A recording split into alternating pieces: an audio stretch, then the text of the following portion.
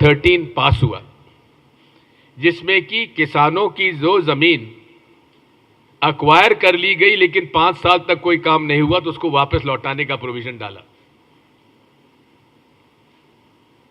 इसके बाद government land अगर के प्राइवेट लैंड ली जाती है तो रूरल एरियाज में whatever is the collectors rate, we call it circle rate, अपना यहां पता नहीं क्या कहते हैं उसको, ऑफिशियल जो रेट होती, market value 4 times the market value would be the compensation as per the Land Acquisition Act passed under the UPA government in 2013. 4 times the market value in rural areas and twice the market value in the urban areas. First thing which Modi ji did in 2014 was to bring an ordinance to change that Land Acquisition Act. This shows the ideology of the Bharatiya Janata party. राजनीति विचारधारा के आधार पर होती है। आज इस देश में जो विचारधारा में संघर्ष चला हुआ है वो संघर्ष है महात्मा गांधी की विचारधारा, गरीब, मजदूर, किसान, अनुसूचित जाति, जनजाति, जो वंचित वर्ग है, the deprived sections on one side, और दूसरा बड़े बड़े व्यवसायी, कॉरपोरेट्स, बिग लैंडलॉर्ड्स। इन दोनों विचारधाराओं के बीच में एक तरफ गांधी जी की विचारधारा, एक तरफ नाथूराम गोडसे की विचारधारा है, which signifies the idea and the ideology of the Rashtriya Swayamsevak Sangh. This is the ideological confrontation between the Congress party and the BJP. The regional parties have their own role to play, and we would like them to go on the ideological grounds rather than on personal grounds. BJP's main political weapons as they stand today are ED, IT, CBI, regional fundamentalism, and the EVM machine. Rahul Gandhi ji has announced 3 days back that if the India alliance forms the government, we shall bring the act to promise the minimum support price to the farmers. This is the first Nyay guarantee which the Congress party has announced. Modi ji बार बार Modi guarantee की बात करते हैं, लेकिन Modi guarantee का यदि अगर आप रिव्यू करेंगे 2014 से लेकर आज तक, इन्होंने प्रॉमिस किया था काला धन आ जाएगा विदेशों से, काला धन नहीं आया, और स्विस बैंक्स में जितना पैसा पहले गया था उससे ज्यादा पैसा मोदी सरकार में चला गया। अब जगह जगह कहते हैं हमने राम लला को मंदिर में 500 साल के बाद बिठा दिया। अरे आपने 500 साल में तो उनको बिठा दिया, लेकिन जो यहां से करोड़ों रुपए, 10 लाखों करोड़ रुपए लेकर भगोड़े नीरव मोदी, विजय माल्या और पता नहीं कौन कौन, आप उनको वापस नहीं लाए, आप रामलला को वापस लाने की बात करते हैं। बात वही है, इन्होंने कहा था 15 लाख सबको दे देंगे, किसी को नहीं मिला। अच्छे दिन आएंगे, महंगाई कम होगी, अनेक, और ये भी एमएसपी की गारंटी भी कहा था। मोदी गारंटी का मतलब यह है कि केवल जुमला, खुद अमित शाह जी ने कहा था कि 15 लाख रुपए हम जो की बात कही थी केवल जुमला था। तो मोदी गारंटी है मतलब जुमला, और हमारी गारंटी है मजबूत। मैं आभारी हूं तेलंगाना के मतदाता भाई और बहनों का, जिनको उन्होंने की कांग्रेस की सरकार लाए और हमारी 6 गारंटी है जो 100 दिन में हम लोग पूरा करेंगे। महालक्ष्मी, रायतू भरोसा, गृह ज्योति, इंद्रमा हाउसेस, युवा विकासम, चयूथा, हैंड इन हैंड। इनमें से free travel for women in Telangana state transport corporation चालू हो गया है for women. Rajiv Aarogyasri health insurance 10 lakh का चालू हो गया है और बाकी का भी हम लोग 100 दिन के अंदर पूरा करेंगे। Modi guarantee is on paper but our guarantee is on ground. This is the difference between BJP and Congress party. I would not like to speak against the BRS, which is already in doldrums. But the fact remains that the issue today, आज जो महत्वपूर्ण मुद्दा है, किसानों को जो वादा किया था मोदी सरकार ने आज से 4-5 साल पहले कि एमएसपी लागू करेंगे, किसानों पर जो झूठे केस बनाए गए हैं वो वापस लिए जाएंगे। लखीमपुर खीरी में जिस किसान आंदोलन के नेता को हत्या की गई उसके खिलाफ कार्रवाई होगी। ऐसे अनेक जो वादे हैं वो मोदी सरकार ने गारंटी ली थी, इसी वजह से वहां का आंदोलन समाप्त हुआ था। 4 साल में उसको पूरा नहीं किया गया। उसको याद दिलाने के लिए सारे किसान संगठनों ने वापस अब मोर्चा चालू किया है और आप देख रहे हैं किस कदर लोगों पर अत्याचार किया जा रहा है। किसानों पर कीलें गाड़ दी गई हैं। मेन हाईवे पर सीमेंट के कंक्रीट स्ट्रक्चर्स खड़े कर दिए। ड्रोन से टीयर गैस छोड़ा जा रहा है। रबर बुलेट्स से मारा जा रहा है, जबकि 2 लोगों की आंख पर चोट लगी है, एक की तो आंखें चली गई। इस बात पर हम लोगों की घोर आपत्ति है और हम चाहते हैं कि मिनिमम सपोर्ट प्राइस का कानून बनना चाहिए। साथियों, हम ये भी चाहते हैं कि इन्होंने वादा किया था 2 करोड़ नौकरियां देंगे, लेकिन आज भी सरकारी पदों की 30 लाख की भर्ती के पद खाली पड़े हुए हैं। साथ में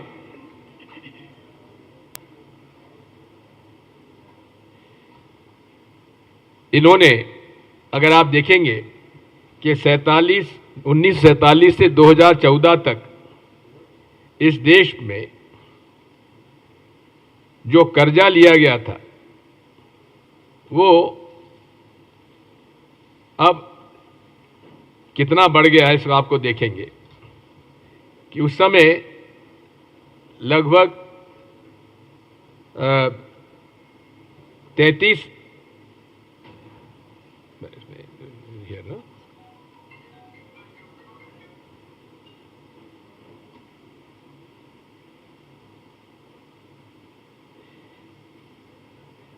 ये हमारा करीब उस समय 8 लाख करोड़ था 1947 to 2014। Between 2014-2023,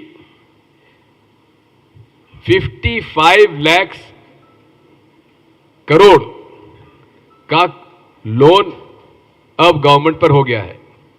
From 1947 to 2014, it was only 8 lakh crores.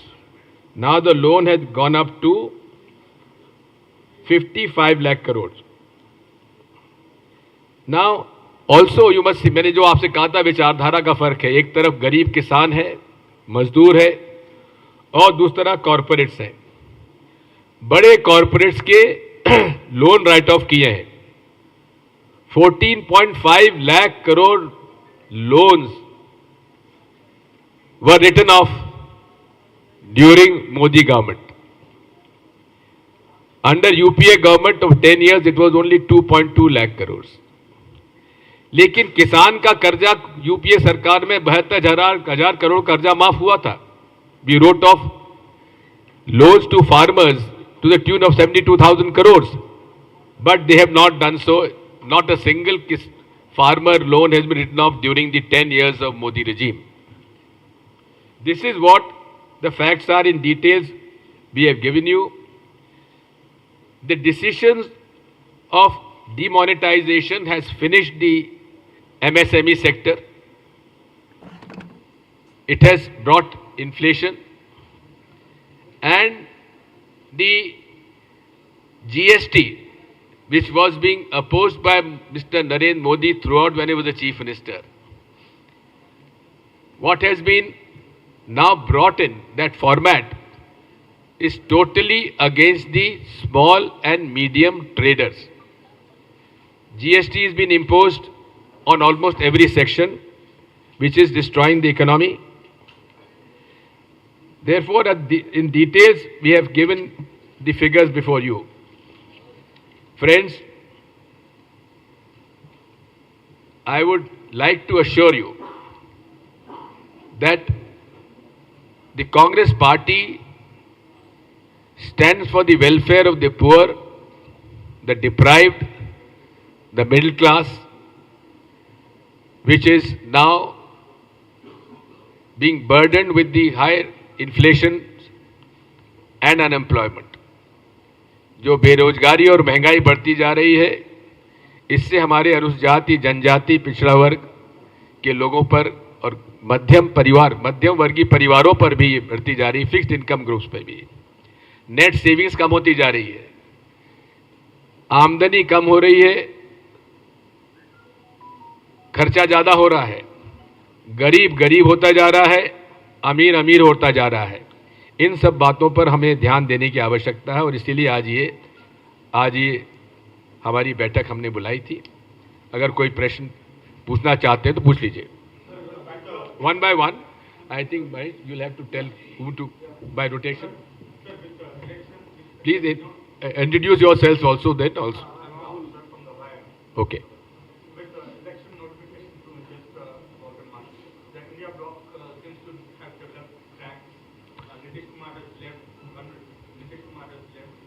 Digvijay has considered only one seat to Congress, and Mamata Banerjee is talking in different directions, pulling in different directions. How confident are you of putting together for your party? You must understand the compulsions of the regional parties in their own state. This alliance is at the national level, not at the state level. There's a difference between the two.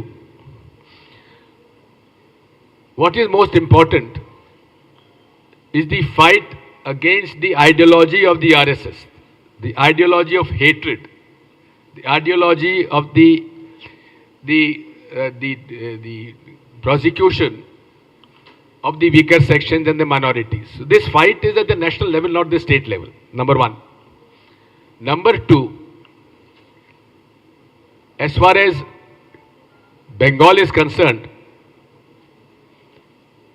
Deepa Das Munshi ji is from Bengal. Probably she'll be able to explain to you in a better way. In Punjab,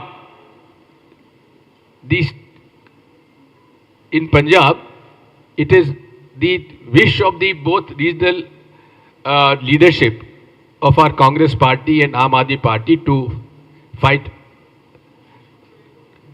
separately. In Bengal, the discussions are on.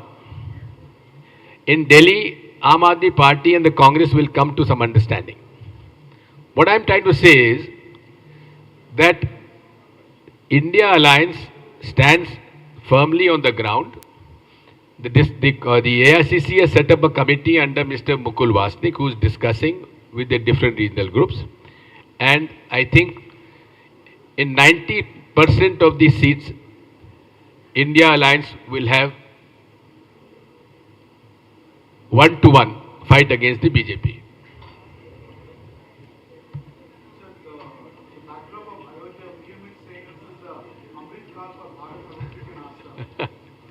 It is not Amrit Kal, it is a Vidvans and a Vinash Kal for this nation.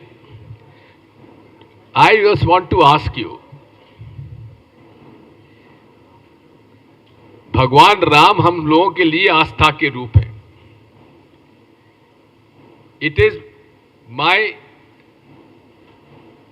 right as a citizen of this country, मेरा ये अधिकार है कि मैं जिस भी धर्म का पालन करना चाहूं मैं पालन करूं, इसमें किसी को ऐतराज नहीं होना चाहिए। भगवान राम का मंदिर का निर्माण जो हुआ है, ये निर्माण हुआ है सुप्रीम कोर्ट के आदेश से, और नरसिम्हा राव जी ने उस समय रामालय ट्रस्ट बना दिया था। उनका सोचना था कि इसको धार्मिक गुरुओं को सौंपना चाहिए, इसको राजनीति का मुद्दा नहीं बनाना चाहिए, और इसलिए उन्होंने रामालय ट्रस्ट का गठन किया था, जिसका कि मूल उद्देश्य राम मंदिर का निर्माण था नरसिम्हा राव जी के समय में। उसमें चारों शंकराचार्य जी और रामानंदी संप्रदाय के रामनेशाचार्य जी, इनको उस ट्रस्ट में रखा था मंदिर निर्माण के लिए। अब उसमें क्या किया कि भारतीय जनता पार्टी ने जितने भी हमारे धार्मिक गुरु थे उनको अलग कर दिया, और विश्व हिंदू परिषद को काम सौंप दिया। विश्व हिंदू परिषद ने चंदा उगाया 92-93 में रथ यात्रा में 1400 करोड़ का, उसका हिसाब आज तक नहीं दिया। ये मैं नहीं कह रहा हूं, निर्मोही अखाड़ा जो कि 1850 से राम मंदिर की लड़ाई लड़ रहा था, जो कि वहां मंदिर की पूजा करता था, उस निर्मोही अखाड़ा को हटाकर वो पूजा का अधिकार विश्व हिंदू परिषद को दे दिया, जिनका कोई लेना देना धर्म से नहीं है, केवल चंदा उगाना उनका काम है। निर्मोही अखाड़ा वाले आज मांग करते हैं कि 1400 करोड़ का हिसाब दो, और विश्व हिंदू परिषद के जो चंपत राय जी हैं उन पर यह आरोप है कि जो ट्रस्ट का पैसा इकट्ठा हुआ उस पर लैंड डील में उन्होंने भारी भ्रष्टाचार किया है। इसलिए हमारे विधि अनुसार, सनातन धर्म के विधि अनुसार मंदिर का निर्माण तभी में प्राण प्रतिष्ठा तब होती है जब मंदिर का निर्माण पूरा हो जाए, कलश लग जाए, ध्वजा चढ़ जाए, उसके बाद प्राण प्रतिष्ठा होती है। लेकिन मोदी जी ने चुनाव का मुद्दा इसको बना दिया। अरे राम का जन्म हुआ था रामनवमी पर, जो अप्रैल में आता है, लेकिन उन्होंने 22 जनवरी को उसमें उद्घाटन इसलिए करा लिया, प्राण प्रतिष्ठा करा लिया, जिसकी वजह से क्योंकि उनका लोकसभा चुनाव था, और जब भी प्राण प्रतिष्ठा होती है तो जो पूजा करते हैं उसमें पति पत्नी दोनों को बैठना आवश्यक होता है। अब वह 4 लोग जो बैठे थे वो सब अकेले थे। नरेंद्र मोदी अकेले, आनंदीबेन पटेल अकेली, मोहन भागवत अकेले, और महंत आदित्यनाथ अकेले।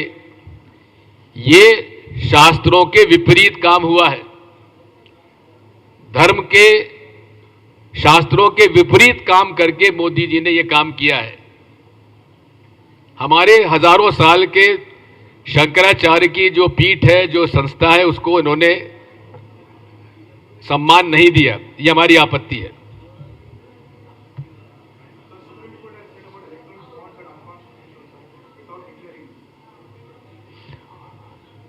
I have not seen the order yet. Have they commented or issued an order? If there is an order, we welcome that, because the election bonds are heavily loaded in favor of the BJP. But at the same time, we shall appeal to this Honorable Supreme Court to look into the issue of the electronic voting machine. There are doubts about the EVM. Any computer or any machine with a chip can be manipulated or hacked. Hacking through internet, manipulated through the pre-programmed software into the VVPAT machine. Doubts have been created. I, as a voter, have a right to know that my vote has gone to the candidate or to the party which I want to. And I want it in my hand. I don't want to see it in a glass. Why can't I be given this right to have my own ballot paper which I can put in the ballot box? Congress party in the AICC resolution of the 2018 has demanded the voting through the ballot paper, which has not been accepted. The India Alliance partners, 28 political parties, have appealed to the Election Commission of India. The civil societies has appealed to the Election Commission of India. The ADR, the organization which is looking into the conduction of the elections by the civil society, have raised basic fundamental questions about the functioning of the EVM. Number one, if there is a software, why can't be made public? The responsibility and the constitutional authority given to the Election Commission of India is to ensure free, fair and transparent elections in this country. And if there are doubts, these doubts have to be cleared. There are fundamental objections which have been questioned, which have been raised. They say it is a standalone machine. The question we have raised is, if it is a standalone machine, how do you load the name and the symbol of the candidates through the symbol loading units in the VVPAT machines? These are the basic fundamental issues which we have raised, which the ECI is not telling us.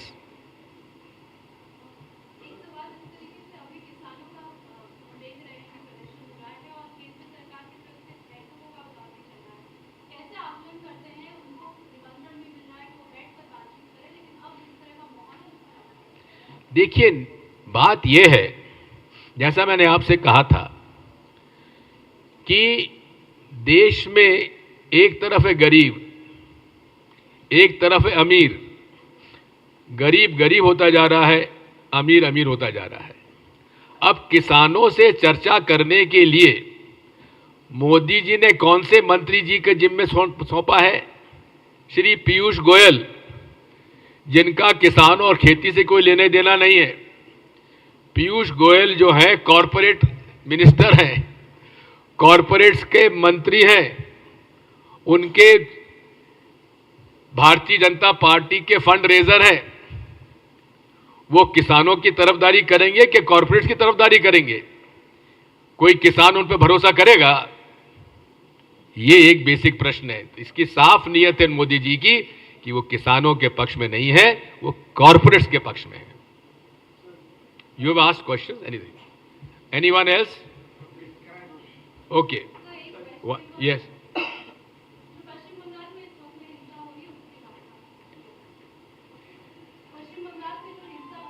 देखिए, बात यह है, जहां Bharatiya Janata party चाहेगी वहां हिंसा होगी, क्योंकि वो they engineer situations where the basic regional and religious conflicts come in. Therefore, Bharatiya Janata party पूरी तरह से इसके लिए जिम्मेदार है. Yes, last question. A statement of former leader Digvijay Singh, BJP is saying that it's politically motivated. He says that the wrath of Modi has gone up after Ram Temple, it will be brought down, and that statement of his is saying the entire movement is politically motivated. Please do understand, the Ram Mandir was not such a big issue when the farmers were promised certain issues like the MSP, withdrawal of cases, etc. So, BJP is basically master in disinformation campaign, and they've engaged global PR agencies to spread rumors, false news, fake news. They are experts in sort of putting fake news on WhatsApp. So therefore, there is no connection between the Ram temple and the farmers' agitation. Thank you.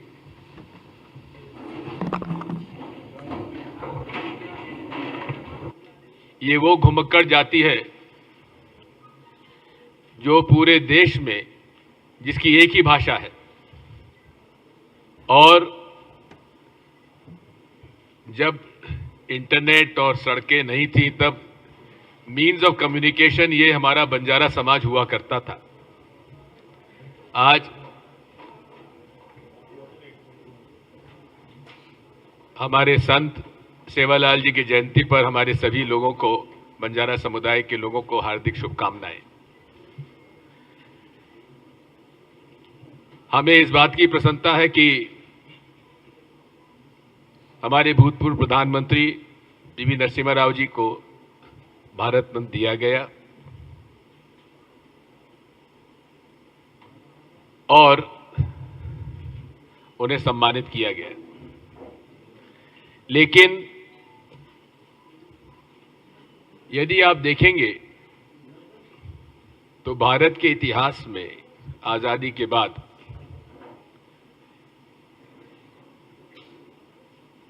एक Fortnite में इतने लोगों को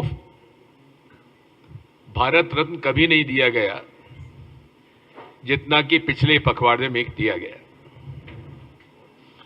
और उनमें से 4 लोग तो ऐसे हैं कि जिनको यदि आप देखेंगे, चाहे कर्पूरी ठाकुर जी हो, चाहे चौधरी चरण सिंह जी हो, चाहे नरसिम्हा राव जी हो, इन्होंने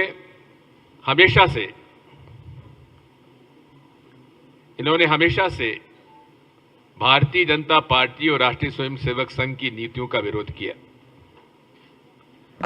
एमएस स्वामीनाथन जी की रिपोर्ट का पालन न करते हुए उन्होंने उनको भारत रत्न दिया। इसमें कोई शक की बात नहीं है कि ये सभी वो लोग हैं जिनको कि मिलना चाहिए था, लेकिन इसका उपयोग राजनीतिक हथियार के रूप में किया जाए, ये बात समझ में नहीं आती है। फिर भी हमें इस बात की प्रसन्नता है कि हमारे नरसिम्हा राव जी का सम्मान उन्होंने किया है, हम उनके आभारी हैं। साथियों,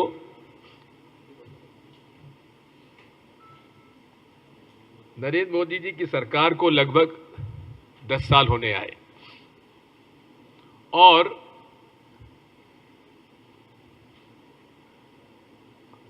उन्होंने हमारे 10 साल के कार्यकाल का श्वेत पत्र जारी किया, जबकि श्वेत पत्र की मांग हम लोग कर रहे थे कि भाई आपके 10 साल में आपने क्या किया, इस श्वेत पत्र दीजिए। We wanted the white paper on the governance of the Modi government, not on the governance of Dr. Manmohan Singh ji UPA government. So therefore we came out with this document, 10 साल अन्याय काल 2000, we'll stand up.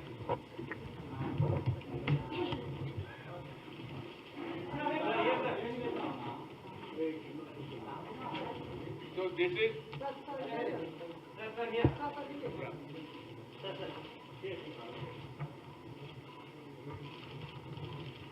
this document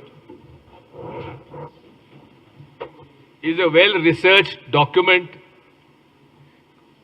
which specifies आर्थिक अन्याय,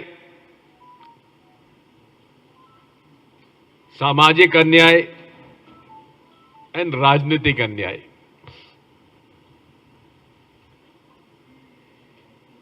यदि आप देखेंगे तो जो इकोनॉमिक इश्यूज पर भारतीय जनता पार्टी की सरकार असफल रही है, बेरोजगारी, महंगाई, किसानों की बिगड़ती हालत, हमारे श्रमिकों के कानून में परिवर्तन, 44 कानून थे उनको लेबर कोड में 4 लेबर कोड में कर दिया, और ये परिपाटी थी कि हर साल नेशनल लेबर कॉन्फ्रेंस हुआ करती थी जिसमें कि ट्राइपार्टाइट डिस्कशन होता था गवर्नमेंट, एम्प्लॉयज एंड एम्प्लॉयज का. In the last 10 years, for 9 years, this National Conference on Labour has not been held. Then the close association of the Prime Minister with the corporates, few favored corporates, particularly Mr. Gautam Adani. Also at the same time, सामाजिक अन्याय, SCs, STs, OBCs. Now we have been demanding a caste-based census. जातिगत जनगणना का हम लोग समर्थन करते हैं, और इसमें राहुल गांधी जी ने बराबर इस बात को कहा है कि जो भागीदारी होना चाहिए SC, ST, OBC माइनॉरिटीज की, वो जो प्रशासकीय और शासकीय तंत्र है उसमें 3% भी नहीं है. इसी प्रकार महिलाओं के ऊपर अत्याचार, सामाजिक जो सद्भाव की व्यवस्था होनी चाहिए उसमें बिगाड़ हुआ है. सर्वधर्म समभाव का हमारा संविधान में संकल्प है. Equal opportunities to all, particularly protection of to the minorities. इसमें काफी लोगों में गतिरोध आया है. इस तरह से यदि देखेंगे तो राजनीतिक अन्याय में इंस्टीट्यूशंस को सबवर्जन किया गया. CAG रिपोर्ट्स नहीं आ रही हैं. इलेक्शन कमीशन ऑफ इंडिया भेदभाव कर रहा है, और हमारी नेशनल सिक्योरिटी पर भी खतरा है. देश के सेनापति जो हमारे आर्मी कमांडर हैं वो कहते हैं कि चाइना हमारे इलाके में घुसा है. वहां के हमारे लोग कहते हैं कि चाइना ने हमारी जमीन पर अधिकार किया है. रक्षा मंत्री कह रहे हैं कि हाँ हुआ है, लेकिन प्रधानमंत्री कहते हैं कि ना कोई आया है ना कोई यहां पे बैठा है. This is the very fact that it goes contrary. The prime minister is contradicting his army chief, he is contradicting his defence minister. But why? Why doesn't he speak out against China? Why is he so shy of speaking against China? So these are the basic issues. In detail, I would like you to go through the economic, social indicators which have been highlighted. How, I will say, in लोगों के साथ अन्याय हुआ, इन वर्गों के साथ, ये हमें इस बात को बताना है. इस देश में भारत जोड़ो यात्रा राहुल गांधी जी ने की कन्याकुमारी से कश्मीर तक, जिसका मूल उद्देश्य था जो देश में नफरत फैलाई जा रही है, कटुता फैलाई जा रही है, सांप्रदायिक सद्भाव बिगाड़ा जा रहा है, उसको कैसे हम लोग आगे बढ़ाएं. और जो फेमस स्टेटमेंट है, मैं नफरत के बाजार में मोहब्बत की दुकान खोलना चाहता हूं. That was the crux of our Bharat Jodo Yatra. Now the East-West Yatra is the Bharat Jodo Nyaya Yatra. And ये वो घुमक्कड़ जाति है जो पूरे देश में जिसकी एक ही भाषा है, और जब इंटरनेट और सड़कें नहीं थी तब मीन्स ऑफ कम्युनिकेशन ये हमारा बंजारा समाज हुआ करता था। आज हमारे संत सेवालाल जी की जयंती पर हमारे सभी लोगों को, बंजारा समुदाय के लोगों को हार्दिक शुभकामनाएं। हमें इस बात की प्रसन्नता है कि हमारे भूतपूर्व प्रधानमंत्री पीवी नरसिम्हा राव जी को भारत रत्न दिया गया और उन्हें सम्मानित किया गया। लेकिन यदि आप देखेंगे तो भारत के इतिहास में आजादी के बाद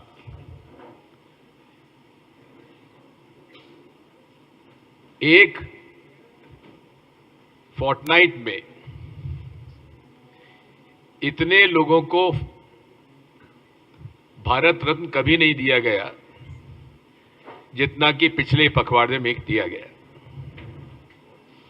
और उनमें से 4 लोग तो ऐसे हैं कि जिनको यदि आप देखेंगे, चाहे कर्पूरी ठाकुर जी हो, चाहे चौधरी चरण सिंह जी हो, चाहे नरसिम्हा राव जी हो, इन्होंने हमेशा से भारतीय जनता पार्टी और राष्ट्रीय स्वयंसेवक संघ की नीतियों का विरोध किया। एमएस स्वामीनाथन जी की रिपोर्ट का पालन न करते हुए उन्होंने उनको भारत रत्न दिया। इसमें कोई शक की बात नहीं है कि ये सभी वो लोग हैं जिनको कि मिलना चाहिए था, लेकिन इसका उपयोग राजनीतिक हथियार के रूप में किया जाए, ये बात समझ में नहीं आती है। फिर भी हमें इस बात की प्रसन्नता है कि हमारे नरसिम्हा राव जी का सम्मान उन्होंने किया है, हम उनके आभारी हैं। साथियों,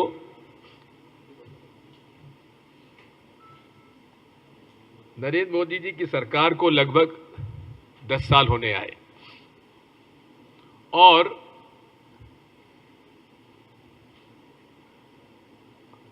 उन्होंने हमारे 10 साल के कार्यकाल का श्वेत पत्र जारी किया, जबकि श्वेत पत्र की मांग हम लोग कर रहे थे कि भाई आपके 10 साल में आपने क्या किया, इस श्वेत पत्र दीजिए। We wanted the white paper on the governance of the Modi government, not on the governance of Dr. Manmohan Singh ji UPA government. So therefore we came out with this document, 10 साल अन्याय काल 2000, we'll stand up.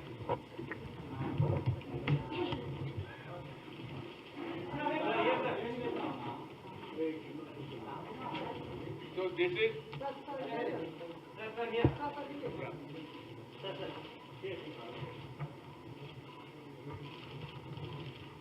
this document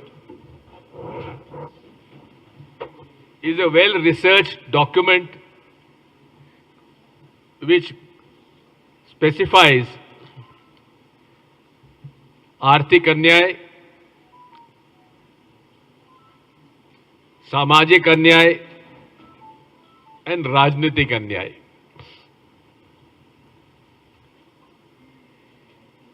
यदि आप देखेंगे तो जो economic issues पर Bharatiya Janata party की सरकार असफल रही है। बेरोजगारी, महंगाई, किसानों की बिगड़ती हालत, हमारे श्रमिकों के कानून में परिवर्तन, 44 कानून थे, उनको लेबर कोड में 4 लेबर कोड में कर दिया। और ये परिपाटी थी कि हर साल नेशनल लेबर कॉन्फ्रेंस हुआ करती थी, जिसमें कि ट्राइपार्टाइट डिस्कशन होता था गवर्नमेंट, एम्प्लॉयज एंड एम्प्लॉयज का। In the last 10 years, for 9 years, this national conference on labor has not been held. Then the close association of the Prime Minister with the corporates, few favored corporates, particularly Mr. Gautam Adani. Also at the same time, सामाजिक अन्याय,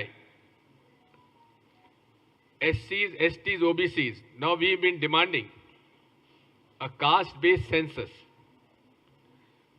जातिगत जनगणना का हम लोग समर्थन करते हैं और इसमें राहुल गांधी जी ने बराबर इस बात को कहा है कि जो भागीदारी होना चाहिए SC, ST, OBC माइनॉरिटीज की, वो जो प्रशासकीय और शासकीय तंत्र है उसमें 3% भी नहीं है। इसी प्रकार महिलाओं के ऊपर अत्याचार, सामाजिक जो सद्भाव की व्यवस्था होनी चाहिए उसमें बिगाड़ हुआ है। सर्वधर्म समभाव का हमारा संविधान में संकल्प है। Equal opportunities to all, particularly protection of to the minorities, इसमें काफी लोगों में गतिरोध आया है। इस तरह से यदि देखेंगे तो राजनीतिक अन्याय में इंस्टीट्यूशंस को सबवर्जन किया गया, CAG रिपोर्ट्स नहीं आ रही हैं, इलेक्शन कमीशन ऑफ इंडिया भेदभाव कर रहा है और हमारी नेशनल सिक्योरिटी को भी खतरा है। देश के सेनापति जो हमारे आर्मी कमांडर हैं वो कहते हैं कि चाइना हमारे इलाके में घुसा है। वहां के हमारे लोग कहते हैं कि चाइना ने हमारी जमीन पर अधिकार किया है। रक्षा मंत्री कह रहे हैं कि हाँ हुआ है, लेकिन प्रधानमंत्री कहते हैं कि ना कोई आया है ना कोई यहां पे बैठा है। This is the very fact that it goes contrary. The prime minister is contradicting his army chief, he is contradicting his defence minister. But why? Why doesn't he speak out against China? Why is he so shy of speaking against China? So these are the basic issues. In detail, I would like you to go through the economic, social indicators which have been highlighted. How I will say in लोगों के साथ अन्याय हुआ, इन वर्गों के साथ, ये हमें इस बात को बताना है। इस देश में भारत जोड़ो यात्रा राहुल गांधी जी ने की, कन्याकुमारी से कश्मीर तक, जिसका मूल उद्देश्य था जो देश में नफरत फैलाई जा रही है, कटुता फैलाई जा रही है, सांप्रदायिक सद्भाव बिगाड़ा जा रहा है, उसको कैसे हम लोग आगे बढ़ाएं। और जो फेमस स्टेटमेंट है, मैं नफरत के बाजार में मोहब्बत की दुकान खोलना चाहता हूं, that was the crux of our Bharat Jodo Yatra. Now the east west yatra is the Bharat Jodo Nyay यात्रा। एंड ये वो घुमक्कड़ जाति है जो पूरे देश में जिसकी एक ही भाषा है, और जब इंटरनेट और सड़कें नहीं थी तब मीन्स ऑफ कम्युनिकेशन ये हमारा बंजारा समाज हुआ करता था। आज हमारे संत सेवालाल जी की जयंती पर हमारे सभी लोगों को, बंजारा समुदाय के लोगों को हार्दिक शुभकामनाएं। हमें इस बात की प्रसन्नता है कि